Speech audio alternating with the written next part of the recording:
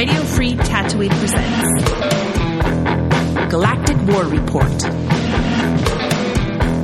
a Star Wars Galaxy of Heroes podcast.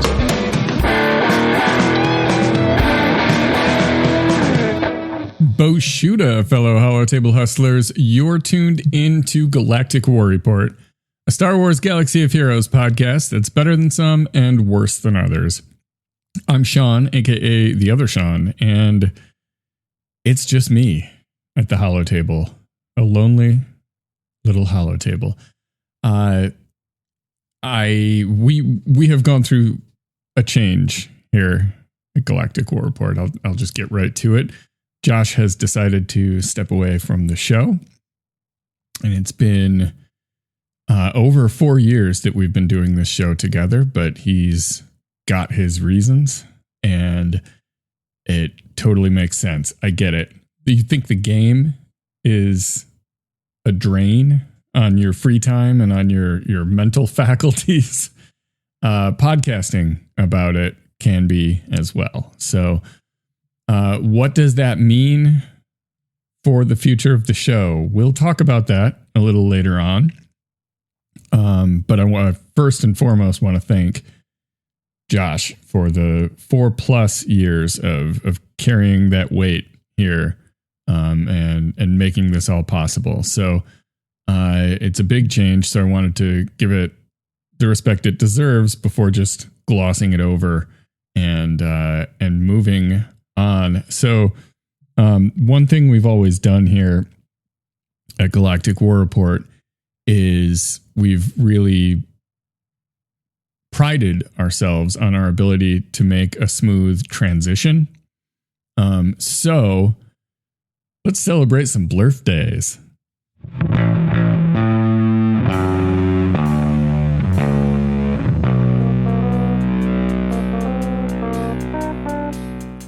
How's that for coping, huh?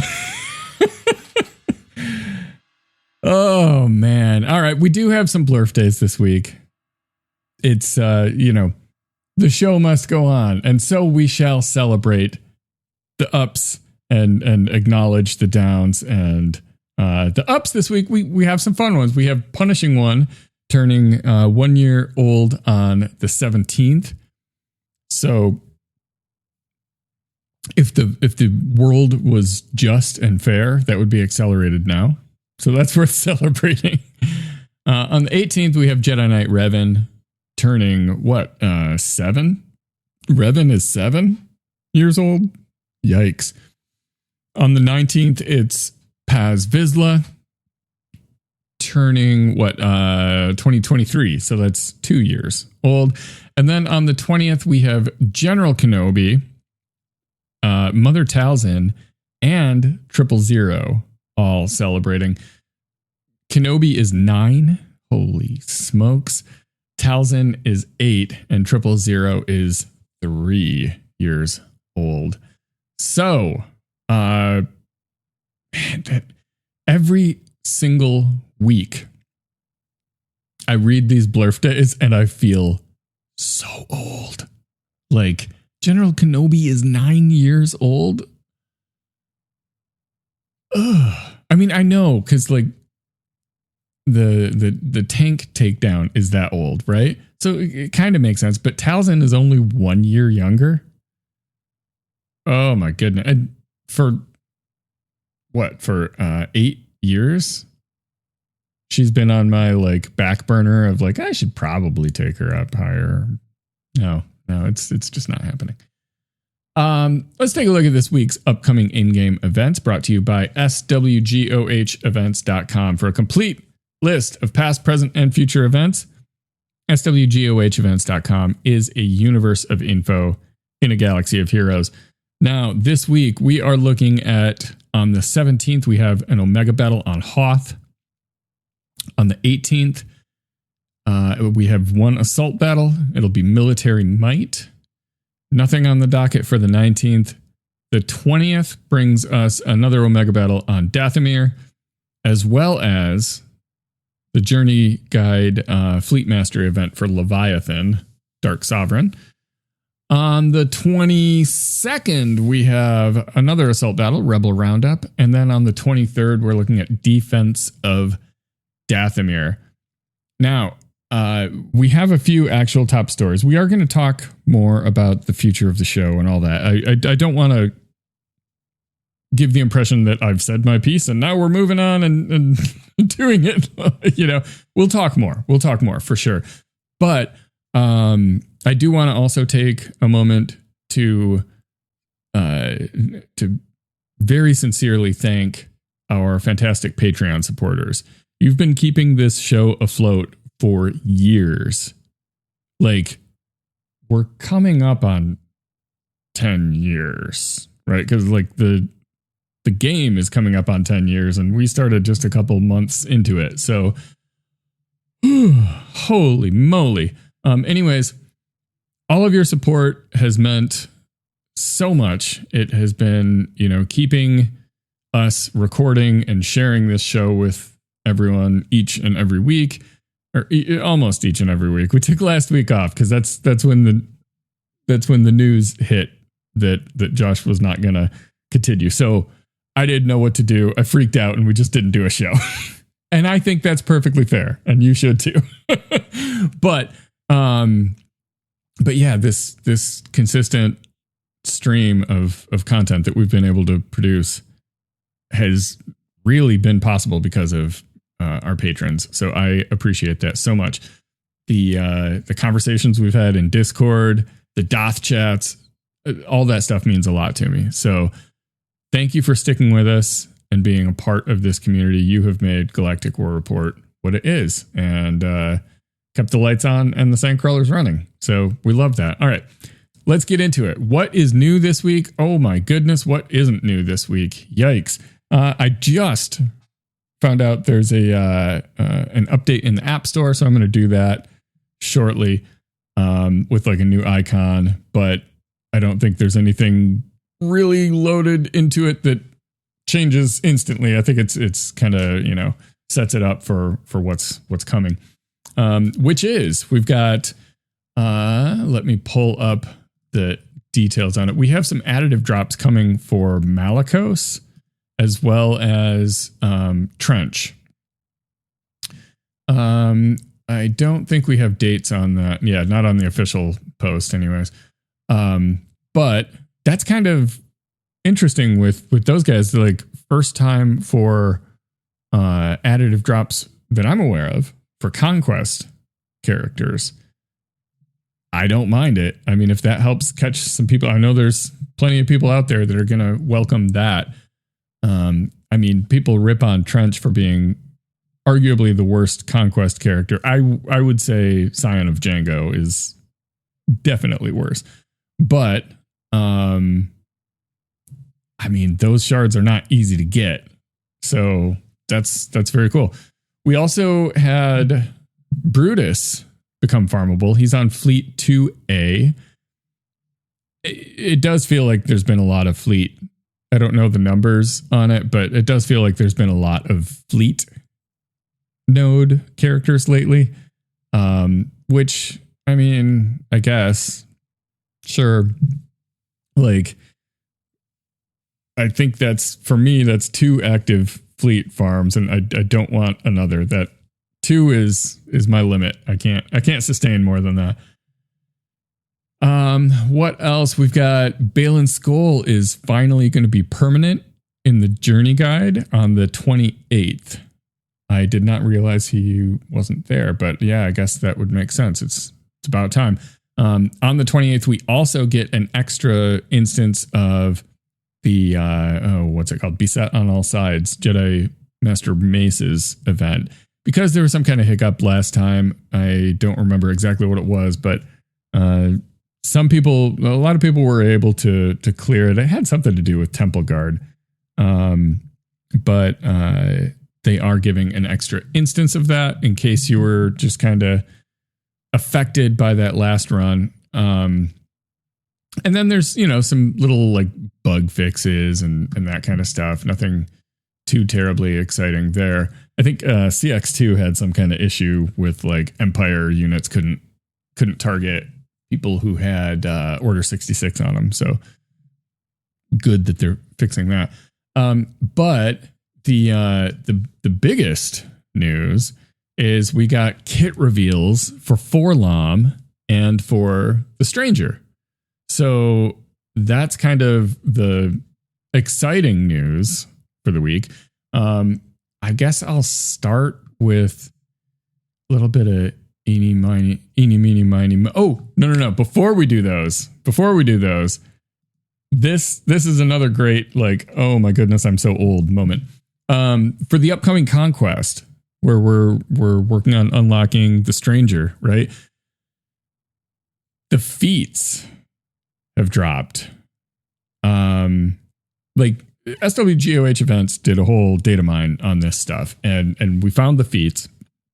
We also found some upcoming Lightspeed bundles that are coming back. They've started, as I record, started to pop in. But the feats for this upcoming conquest look a little different, right? I mean, there's like some of the do this 50 times or do that 10 times, whatever. But the boss feats in particular confused some folks. And the first sighting I had of it was Hop Dreama on Reddit posted, WTF are those boss feats, and showed the chart. And, it really was a clear delineation of who has been playing this game for a long time and who has not. Because if you don't recognize these teams, if you think these are random teams, they are absolutely not. They are baked into many of our brains. So the boss feats, when using only Commander Luke. Really? You got to beat someone with only Commander Luke? That's crazy. Win with Tebow, TIE Fighter Pilot, Qui-Gon Jinn, Royal Guard, and Jyn Erso in your squad. Huh? The Tebow lead. I mean, come on. Jyn Erso is a little weird, though, now that I think about it, because she was a little later, but whatever. I digress. Tebow lead with Royal Guard. That was all turn meter manipulation, taking down the start of the pit raid, where you like knock out one of the sides and then you take out the middle guy, just like dropping his turn meter down to prevent him taking turns and raging and all that stuff. And you would just manage it so that he would take almost no turns, and one person could get through the first phase. And it was like this gold standard back then. It was a huge accomplishment. And then they released CLS, and he just reduced his turn meter like nobody's business. And it was, I mean, he could beat the whole raid by himself. So not as big of a deal. But that's super cool. Sector 2 is when using only Kylo Ren. And then when using Darth Vader, Wampa, Grand Admiral Thrawn, BB-8, and CLS. Now, the Darth Vader one, I barely remember. It sort of brings back some memories. Kylo Ren, I absolutely remember doing like a solo Kylo Ren against the AAT raid. Yeah, absolutely. Sector 3, we've got, this is my favorite. One of them is when using only Savage Press, which I don't remember doing that at all. But the other one is use Chirpa, Palpatine, Royal Guard, Sunfac, and Stormtrooper Han. That was the old Chirpatine team against the in the tank raid, the one level where you have the rocket trooper and a whole bunch of battle droids behind him. You would shock each battle droid, and there would be enough of them that it would create this loop where they all have shock, and that's just feeding turn meter to Palpatine, and you're just shocking the snot out of the main droid. So anyways, these are awesome. I love it. There's a machine gun Leia as well. I don't know if you recall that. That's with Commander Cody lead and clones and Leia. And that was used in the tank raid as well. Super cool. There's one with Aura Singh. I have her Zeta. I put it on thinking this is never, ever, ever going to get used. here we are in the year 2025 using it. Love to see it. So anyways, shout out to that. Now let's get on to these kits. Let's look at Forlom first. New bounty hunter. Obviously, he's going to be designed to work alongside Zuckuss. So you get some picture here of what he's going to do. And bounty hunters, for people who need a little refresher, because we don't, at the end game, you don't really use bounty hunters that much. But if you need a refresher, or if you're newer to the bounty hunter kind of theme, they all have a leader ability, right? And it triggers some kind of payout for everyone. So you can shuffle around who's the leader. So often it's Bosk, because his leadership is just like, it's an easy thing to trigger, and it's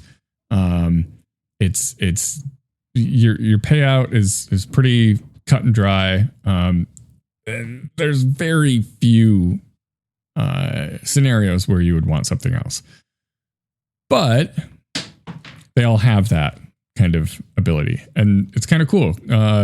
He kind of plays with some of the bounty hunters that are sort of fringe, like not used in the Jabba team necessarily.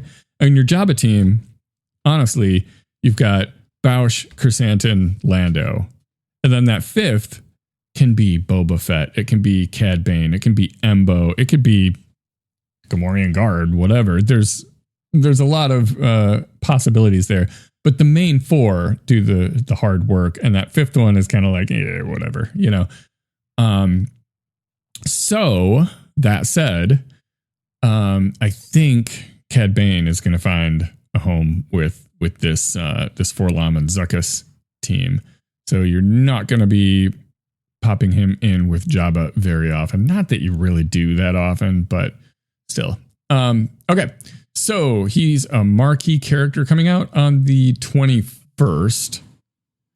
So, let's go over these abilities. His basic is called Destructive Rotation. It deals special damage to a target enemy 4 times and inflicts them with defense down for 1 turn.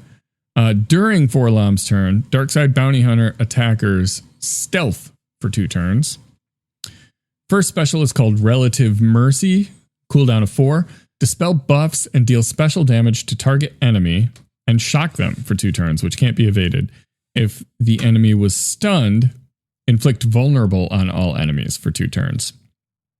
Enemies with 3 stacks of Corrupted Translation, that's his new debuff, are inflicted with ability block for 1 turn, which can't be resisted. Call other non-galactic legend Darkside Bounty Hunter allies to assist. If they were support, they assist again.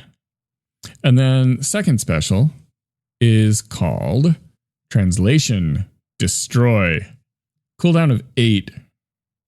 And this is dispel all debuffs on bounty hunter allies, and they recover 30% health and protection. Inflict all enemies with a stack of Corrupted Translation for 3 turns, which can't be copied, evaded, resisted. So Corrupted Translation is negative effects based on the cumulative number of stacks. At 1 or more, you receive true damage whenever that character receives true damage whenever they deal a critical hit. That damage can't defeat them. At 2 or more, you add whenever this creature. Suddenly I'm Magic the Gathering. Whenever this character starts their turn, the enemy team gains 10% turn meter. And at 3 or more, they get minus 30% max health. Galactic Legends and raid bosses get minus 30% tenacity. Now his leader ability is called Cold Calculations, and it is bounty hunter allies have plus 50% potency and tenacity. Whenever a bounty hunter ally inflicts a debuff, they recover 5% health. Whenever an enemy critically hits a bounty hunter ally, that ally recovers 10% health and protection. If there's no Galactic Legends, enemy Galactic Legends, whenever an enemy gains bonus turn meter, bounty hunter allies gain 10% offense and potency to a max of 80 and 5 speed to a max of 40 until end of turn. When Forlom is in the leader slot and not the ally slot, the following contract is active. So the trigger is deal damage with an attack to enemies with corrupted translation 20 times. Enemies must be debuffed with corrupted translation before the start of an attack to count progress, and only bounty hunter allies can contribute to that. The payout is all bounty hunter allies have their payouts. I'm sorry, the reward. Reward and payout is different things. The reward is all bounty hunters have their payouts activated, and all bounty hunter allies have their cooldowns reset and gain 50% potency until end of battle. Not bad, not bad. And then he has his contract, of course. His payout is whenever Forlom receives rewards from a contract, he also gains the following payout. Forlom gains 100% potency until the end of battle. Whenever Forlom uses Translation Destroy, he inflicts an additional 2 stacks of corrupted translation for 3 turns. So instantly max stacks, or not max, but maximum effect of corrupted translation. He also has a unique called Override Programming. This is his Omicron, and it affects territory battles, which I always find that always raises my eyebrow a little bit. So Forlom has plus 30% potency. If there are no galactic legends, whenever another bounty hunter ally attacks out of turn, Forlom assists once per turn. Whenever Forlom attacks an enemy with accuracy down, he reduces his cooldowns by 1. I think that's a part of why we like CAD here. He can apply accuracy down easily. At the start of battle, if Zuckuss is an ally, all non-galactic legend bounty hunter allies gain 30% max health and protection, in addition to whatever they got earlier. Let's see. Whenever an enemy with corrupted translation has their turn meter manipulated, Forlom gains 25% turn meter once per turn. Whenever an enemy with 3 stacks of corrupted translation ends their turn, he gains 50% turn meter. While in territory battles, at the start of battle, bounty hunter allies gain 100% offense and max health. Love that. Whenever an enemy with 3 stacks of corrupted translation ends their turn, Forlom gains an additional 50% turn meter. And if there are no galactic legend allies at the start of the battle, whenever a bounty hunter ally starts their turn, they gain bonus protection 50% stacking for 2 turns. So that's kind of interesting. Almost makes it feel like bounty hunters might be able to do something in territory battles outside of the Jabba team. I mean, they obviously get stuff done, but that's another option that's kind of interesting. So yeah, let's see. That is, when did I say that was? The 21st that it comes. Oh goodness, I don't see it. Yeah. 21st. Yep. And yeah, I think it looks fun. It looks fun. I mean, he's got the body of a protocol droid, right? And like a different head. So like translation makes sense. 000 has like a translation type effect. Totally makes sense that he would have something like this. Very cool.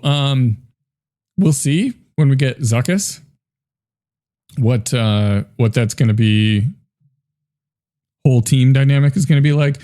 I don't think this is going to be like a top tier thing. I think it's going to be a fun little addition to a roster. And of course, Mist Hunter is Forlom and Zuckuss's ship. So maybe we get a new ship pretty soon. I would love that. And it's nice also, I will say it's nice after getting so many characters that are like pirates. And I know like some of them are from movies, some are from TV shows. Actually, yeah, Maz is from a movie, right? So some are movies, some are TV shows, whatever. But it is nice to just get a straight up Empire Strikes Back character. That's cool. That's really cool. Okay, so that is Mr. Forlom. Let's talk about the Stranger. All right, so the Stranger, Khmer. I wish they would have just called him Khmer. It's like we've seen it. The show's not brand new. You're not spoiling anything. Just call him Khmer. But he is a new Sith leader and looking to kind of like shake up some of the established teams that we know as far as like, do we need another Sith leader? I mean, we've got Malgus, we've got Revan, Sith Eternal Emperor, all that, right? But he's really kind of taking the place of Palpatine. And is designed to maybe work with Starkiller and do some kind of interesting things that free up certain other characters. I think the Starkiller team, look, it's a solid team. It's like a B tier team, but that I don't mean that as an insult. It's just not a galactic legend. It's not a Reva. Not quite at that level. It's good though. But anyways, so this is our new Conquest character. So it's going to be 3 months before any of us see this character on the battlefield. But his abilities are, his basic is called Peace is a Lie. And you deal physical damage to target enemy, dispel all debuffs on himself. And then during his turn, he gains 50 speed the first time this ability is used. And 1 speed plus 1 per relic amplifier level to a max of 10 each subsequent use. Stacking max 50 triggers for the rest of the battle. And alert for 1 turn, which can't be copied. During his turn, if the Stranger has 250 speed more than the target enemy, instantly defeat the target enemy once per battle, which can't be evaded. 250 speed more, which is cool, because do the math on, well, I'm not going to do the math, but let's think about the math without actually doing it. Just conceptualize it. So he gains 50 speed the first time that ability is used. First time he does a basic, he gains 50 speed and 1 speed plus 1 per relic level for each subsequent use. So he gains 50 speed, and then every other time he gains 10 speed, up to 10 speed, depends on what relic you have him at. But he looks like a pretty clear case to go to at least relic 9, right? I mean, they're dropping 10 eventually, but like 9 is kind of diminishing returns on that at least. That's nuts.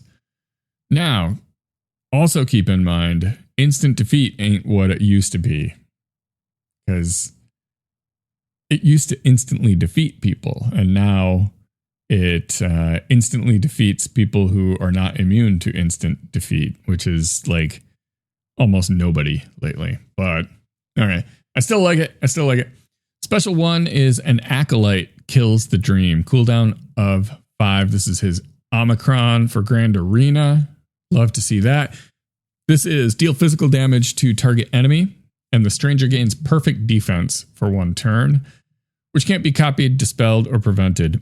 Call all dark side UFUs. Oh no. Call all dark side unaligned force user acolyte allies to assist. They add it's UFUA now. Gain 50% max health the first time this ability is used, and 5% max health each subsequent use, stacking for the rest of the battle. Inflict all enemies with tenacity down for 2 turns, and all enemies with less than full health are exposed for 1 turn. Seems powerful already. If there is only 1 enemy remaining, the dark side Ufua instantly defeat target enemy on assist once per battle, which can't be evaded. Oof. While in Grand Arena, if there is only 1 enemy remaining, it doesn't say that Galactic Legends are exempt from that. Usually they spell that out, right? Interesting. Maybe I'm missing something. Okay. So while in Grand Arenas, if all allies are Acolyte, then if all enemies have fallen below 100% health at least once in this encounter, the stranger gains massively overpowered for 1 turn, which can't be copied, dispelled, or prevented. If this ability defeats an enemy, revive all Acolyte allies. Then all Acolyte allies recover full health and protection. So, I mean, we've got 2 insta-kill moves and 1 gains massively overpowered move. Wow. Okay. And then second special is called... Oh, that's 1 move that has the instant defeat and the massively overpowered. Yikes. All right. Second special is called Was That Its Name? Cooldown of 5. This is, let's see, deal physical damage to target enemy, and the stranger gains retribution for 1 turn, which can't be dispelled or prevented. Stun the target enemy for 1 turn, and if all allies are Acolyte, stun the weakest enemy for 1 turn, which can't be evaded or resisted. Gain 50% defense penetration the first time this ability is used, and 5% defense penetration each subsequent use, stacking for the rest of the battle. This attack ignores protection. All other Acolyte allies gain 10% turn meter, and if this ability is used a 3rd time against the same opponent, this encounter then instantly defeat the target enemy once per battle, which can't be evaded. If this ability instantly defeats an enemy, all enemies are demoralized for 2 turns, which can't be copied, dispelled, evaded, or resisted. Also, demoralized got a new icon because it was just a picture of Giancarlo Esposito's face, which doesn't make sense if another character uses it. Now let's see. We got a couple more. This is a beefy kit, and I just got logged out. What is that all about? Okay. Second, unique. Oh no, his 1 unique is called You Might Call Me ... Sith. The stranger has plus 35% offense. First time each enemy damages the stranger, excluding summons, he gains 100% turn meter. Whenever the stranger uses an ability, he deals bonus true damage to target enemy equal to 10% of his max health if he has taken a turn before his enemies. This bonus damage value is reset on each enemy whenever they start their turn.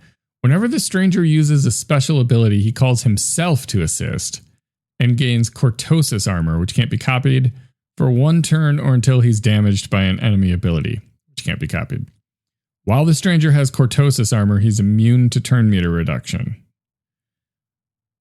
Wow. Now, while in Grand Arenas, whenever an enemy attacks the stranger from an assist, the stranger gains a bonus turn. At the start of the battle, the stranger can't have his speed reduced below his base speed for the rest of the battle. The first time the stranger is reduced to 25% health, he equalizes his health and protection with the strongest enemy. Whenever the stranger uses an ability, he deals bonus true damage to target enemy equal to 10% of his max health for each turn he has taken before his enemies, stacking, which can't be evaded. I'm not adding that up, but that sounds like it's going to be quite a lot. This bonus damage value is reset on each enemy whenever they start their turn. Okay, thank goodness. All right, Cortosis armor. If this character is damaged by an enemy ability while they have this effect, the enemy who damages them loses all of their protection and 25% speed for 1 turn. And it does not stack with speed down. Holy monkeys, that's crazy. Okay. Okay. All right. Let's see. Up next is his leader ability. I'm terrified of this character. This is exactly the kind of character that I think is probably a mistake. Leader ability is called I Want a Pupil. Final text, all allies gain 50% accuracy. Whenever an enemy attacks out of turn, reduce the cooldown of was that its name by 1. 2 if the enemy was a Jedi. At the start of battle, if there are no Galactic Legend allies, and the stranger has exactly 1 Jedi, 1 light side UFU, and 2 dark side UFU user allies. All allies gain the Acolyte tag, and the following effects are active. Whenever an ally attacks out of turn, reduce the cooldown on an Acolyte kills the dream by 1. Whenever an ally has a buff dispelled, the enemy that dispelled it can't recover health or protection for a turn. At the start of each turn, allies have 100% crit chance while they have protection, otherwise they have 100% defense. Whenever a dark side ally is inflicted with a debuff, the stranger and light side allies gain 10% turn meter once per turn. Whenever a light side ally is critically hit, dark side allies gain 10% turn meter once per turn. And then whenever an ally assists, dispel all debuffs on the ally they are assisting. Whenever an ally counterattacks, inflict the target enemy with defense down for 1 turn, once per turn. Holy moly. And then there's the Omicron bit, which is for Grand Arenas. Yeah, make him more of a monster in Grand Arenas.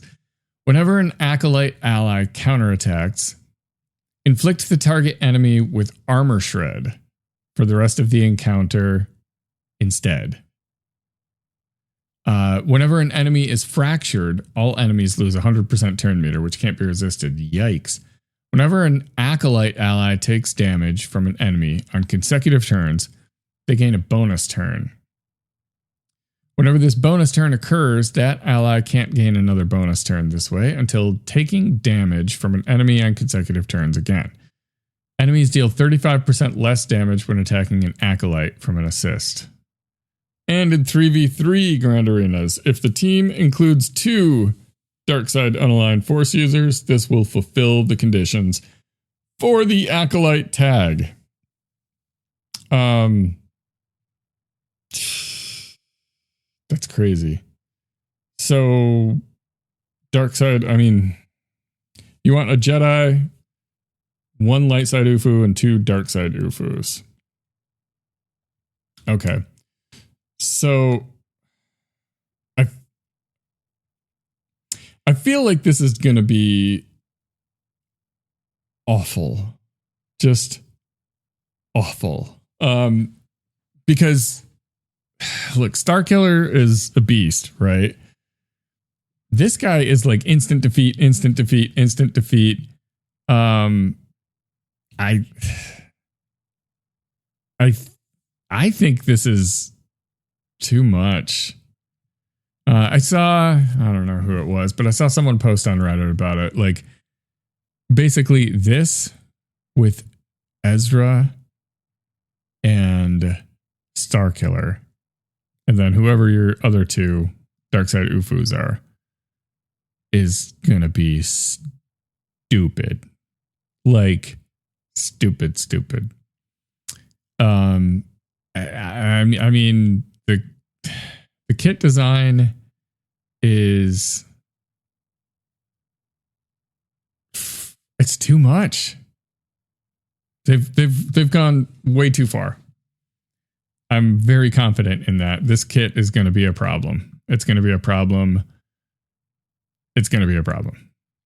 I mean, Starkiller is strong, cool. Ezra, I'm like, that's on my resume is how much I hate Ezra. I think Ezra is a terrible, terrible character design. Because it takes a thing that could be a fun character and just turns it into a nothing you do works. You can't even hit me. You can't assist against me. You can't do this against me. You can't do that. Also, I hit like a truck and I heal like, it's bad. And this is only going to make that worse. I don't like it. I like it. 2 thumbs down. 2 thumbs way down. This is And you look at CGs, like when they release a character, it's almost always broken, right? And they're like, oh, we didn't realize it was going to beat that. We're going to fix it. Like, it's going to be a lot of things, man. So, I mean, my advice to the player base is don't slack on these next few conquests. My goodness. My advice to CG is different. It's just stop it. Just stop it. Not everything has to be all this. It's frustrating. It's really frustrating. I don't like it. I don't think I've had this negative a reaction to reading a kit in quite a while. It just doesn't seem smart, man. It doesn't seem smart. Okay. Well, again, about those transitions. We're really good at those, aren't we?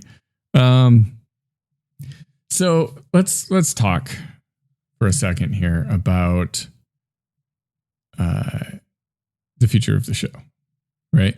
As I mentioned earlier, Josh has decided to step away. He's still playing the game. He's in the guild, but he has stepped away from podcasting. Totally get it, right? And I want to focus primarily on thanking him for what he has done for over 4 years. Been a great co-host, and he's been the guy who did a lot of heavy lifting over here every single week. So our process has always been that he would handle show notes. Like as we're prepping for a show, I'm out there streaming on Twitch, having a ball. And he's putting together show notes and getting ready. And then I just kind of show up and we talk. And then afterwards I handle all the post. So I do the editing and the posting and all that, handle the Patreon stuff.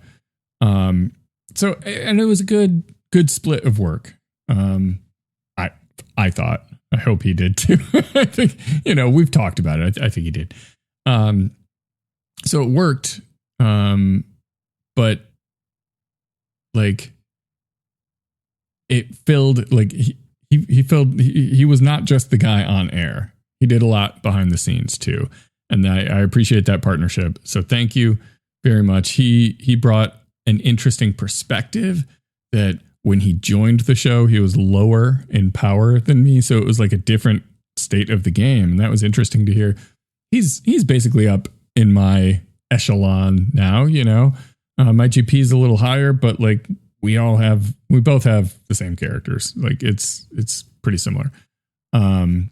So I appreciated the perspective that he continued to bring, though, because he felt differently about certain things in the game and different, everyone plays the game a little bit differently. And so that was really cool. I don't want him to feel bad about stepping away. That's a natural thing I did when I quit initially, when I quit the game at one point and I felt horrible for doing it. Don't feel like that. Feel like you did something really good and a lot of people really appreciate it. And I think that's awesome. You should be proud of the work that you did. And it's hard. Podcasting is kind of hard sometimes. So thank you for doing all that with me. As for the future of Galactic War Report, I am kind of still working out what that looks like. It may mean a different structure. It may be a different release cadence. I don't know is the long and the short answer. I have some ideas. I'm kind of weighing all the options, maybe a new co-host, maybe rotating hosts like the Daily Show. I mean, I don't know. Like, there are possibilities. I don't know. What I do know is that I will keep you all updated on what is going to happen in the future. But I may need to sit with that for a while, and you may get a couple solo shows here before I really figure out. I've known for a week that I had to record this solo show, and talk about this. And in true The Other Sean style, I just kind of like didn't prep. I just kind of put it off because I didn't want to deal with it. But now I'm behind a microphone recording, so I'm dealing with it. You know, the Band-Aid's off. We're doing this. So we'll figure it out. I mean, in the meantime, you know, hang out in Discord. Let us know. Josh is still in Discord. You can reach him on there and just let him know, hey, thanks for what you've done. And I hope things are good. I don't want anyone like prying into his business. That's, you know, we all have personal lives. So don't worry about that. It's just like, you know, we're on great terms. We're on super great terms. So that's absolutely the case. But thank you for all the time you put into this, and thank you to everyone who has supported this show. And yeehaw, let's see what the next 4+ years brings. I don't know. I have no idea. But one thing that I can definitely a commitment that I can uphold. I don't know what the future is going to bring, but I do know that right now I can tell you who I'm grinding. And I know that's small consolation, but it's all I got. It's who I'm grinding. All I have is the grind. So not a bad couple of weeks, I guess. A lot of the things, like, I'm pretty focused on just a few things, but I've made some pretty good progress on them. So took both Scorch and Tarkin from Relic 7 up to Relic 9. So I can try the 2-man now. I've never done it. That's exciting for the Order 66 raid. Up next, I'm kind of, you know, I unlocked Maz. I took her to Relic 3. So that I can at least like get to that tier, right? I could try her out. But I mean, a lot of her team, Quiggled is not 7-star. Kix is not 7-star. So like, I can't really put the ideal team together anyway. So like Relic 3 is kind of as high as it really makes sense to push. I did today kind of realize I might have been nice to take her up to 5 because of the era battle thing. I go in there with Athano and SM33 and just get smoked. So maybe it would help to have her at Relic 5 and I could send her in there and do something. But maybe not. Who knows? Additionally, let's see, my Hondo requirements. We're getting there. Captain Athano, this says, oh, that's old news. He's been Relic 5 for a long time.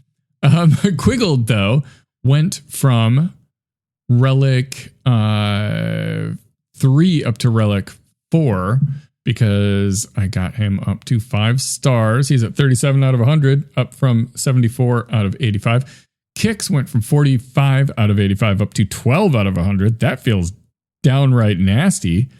He's at Relic 3. I'm trying to push him up to 4 as well, just to kind of like front load. So when you get him to 7 stars, it's not such a task. Brutus, who is now farmable, went from 38 up to 39 out of 85. That feels good. Vayne, I scored 10 shards of him on the era battle today. So from 27 up to 37 out of 85. He's Relic 3 as well.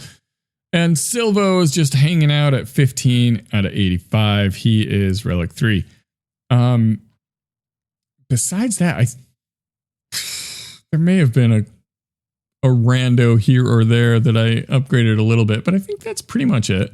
I did apply an Omicron as well. I got, last time, I believe I had just done Fulcrum Ahsoka for Territory War.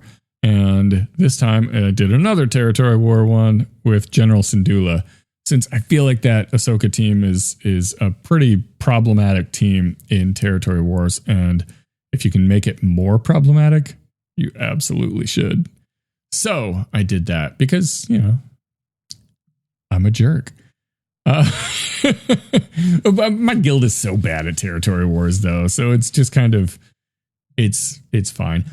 Maybe I'll talk about that next week. I came up with a new system for evaluating territory war effectiveness, and I think next week I can, assuming there's no giant update or something, I can probably talk about that a little bit more.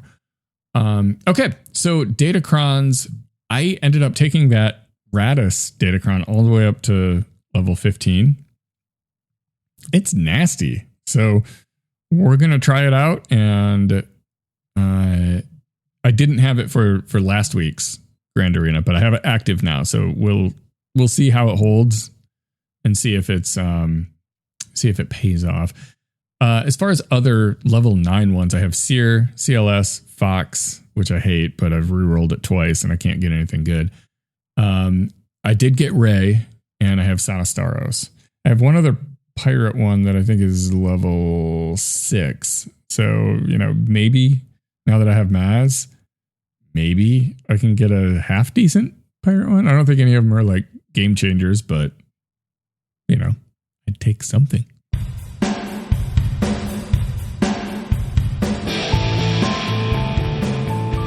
All right, that's all we got for you this week. It may not be the best advice, but at least I didn't recommend you design a kit as ridiculous as the Stranger. If you want to continue the conversation, hop on our Discord server. It is linked in the show description. You can become a real live Jawa by supporting the show on Patreon and share your thoughts by leaving a podcast review. Big thanks also go out to Pabuapa and swgoh.gg and swgohevents.com for providing all the hard data I misinterpret weekly. Thanks for tuning in, and may the Force and RNG be with you.